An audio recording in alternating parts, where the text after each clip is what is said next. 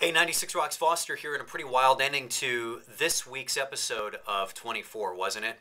Dana Walsh kills the parole officer, hides him in the vent, which is going to result in some pretty nasty air conditioning stench that Freon is going to do nothing for.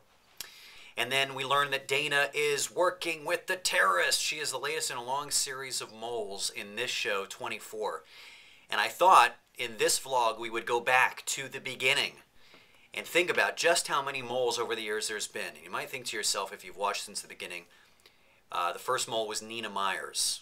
She is the ultimate in 24 moles, but she was not the first. The first was a girl named Jamie Farrell.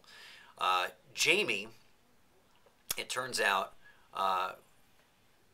Jack Bauer was warned by C2 District Manager Richard Walsh, do you remember him, that she was a mole, but Jack ended up vouching for her. But she ends up saying that she got paid $300,000 to sell secrets, and it was thought initially that she committed suicide, but no, she was killed by Nina Myers. What makes her the nastiest mole of them all? Well, let's see. She had the affair with Jack. She told Jack that his daughter Kim was dead. She killed his wife Terry. Oh, and she murdered Jamie. Nina, a pretty evil and pretty great mole. That was back in Season 1. Season 2, Roger Stanton. He was part of the conspiracy to undermine David Palmer's presidency. Go to Season 4. Do you remember Marianne Taylor? She was the one that had relations with Curtis. She ends up being a very nasty, evil, mean person, although she ends up getting attacked and killed towards the end of that season, if I remember correctly.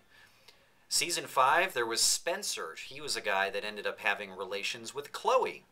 And then he ends up being a bad guy and gives information to the people responsible for the killings of President David Palmer and Michelle, who was Tony Almeida's girlfriend, then wife. Walt Cummings, do you remember him? He reported info to James Nathanson, who was behind the Centaux nerve gas attacks.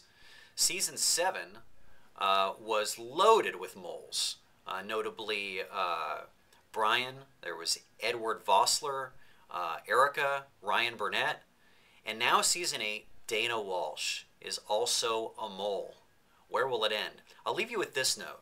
Have you noticed that all of the women that are close to Jack, his daughter Kim, Chloe, who's of course been there since the beginning, and now Renee, all start turning into him and become exactly like him? Think about it.